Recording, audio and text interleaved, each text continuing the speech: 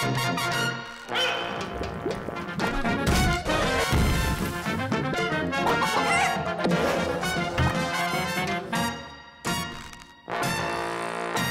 sommes en moins 40 000 avant Jésus-Christ. Toute la planète semble obéir aux lois de la sélection naturelle. Toute? Non. Une vallée résiste encore et toujours à l'évolution.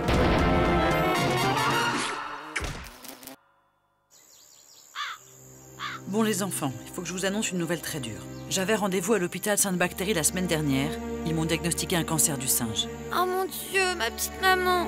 Ça sert à rien de paniquer les enfants. Apparemment, ce genre de cancer se soigne très bien de nos jours. Là où c'est chiant, c'est les effets quaternaires provoqués par le traitement. Apparition d'écailles, sclérose du pouce préhenseur, perte des cheveux... Ah mais arrête, papa. Je vais avoir l'air maligne, à l'âge de pierre, sans un poil sur le caillou. Tu sais, maman, maintenant on fait de très bonnes perruques en poils de mammouth hypoallergéniques. En tout cas, Sainte-Bactérie est un très bon hôpital. Et puis, je serai suivie par le professeur Darwinstein. C'est le meilleur paléoncologue de la vallée. L'important, c'est de garder le moral. Il y a un truc qui est prouvé dans toutes les études, c'est que s'ils avaient eu un mental fort dans l'adversité, les dinosaures n'auraient jamais disparu. On va se serrer les pouces, préhenseur. Ça va aller. Vous me dites que vous avez fait désamianter la caverne, c'est bien. Écoutez, je ne vois pas de cause évidente à votre cancer du singe. L'anthropophagie reste un facteur aggravant. Mais je n'ai jamais mangé de chair humaine depuis le lycée. Ah, mais ça n'empêche rien, malheureusement. Il y a beaucoup de victimes du cannibalisme passif. Parlez-moi franchement, docteur Darwinstein. Est-ce que je vais y laisser ma peau? En réalité, on ne maîtrise pas très bien la théorie de l'évolution de la maladie.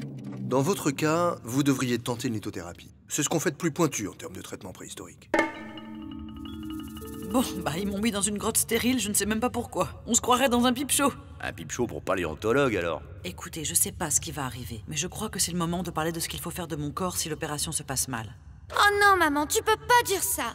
Non, chérie, c'est important. Alors, j'ai beaucoup réfléchi à la question. Bon, pour l'enterrement, le problème ne se pose pas, on n'a pas encore inventé l'inhumation. J'ai pensé à un moment à me faire incinérer, mais en fait, ça fait parvenu. Les voisins vont tout de suite se dire « Regarde cela, ils maîtrisent le feu, ils veulent le montrer, etc. » Non, et puis, question bilan carbone, c'est pas terrible. Du coup, il reste plus beaucoup de solutions. Donc je me suis dit que j'allais donner mon corps à la science, mais en fait, je vois pas bien qui ça peut intéresser. Bah pourquoi tu dis ça? Pour une hominidé de 40 000 avant Jésus-Christ, t'es vachement bien conservé. Ouais. Enfin, finalement, je crois que je vais opter pour la congélation. Il y a une nouvelle ère glaciaire qui arrive, il va y avoir de grandes promos sur les surgelés.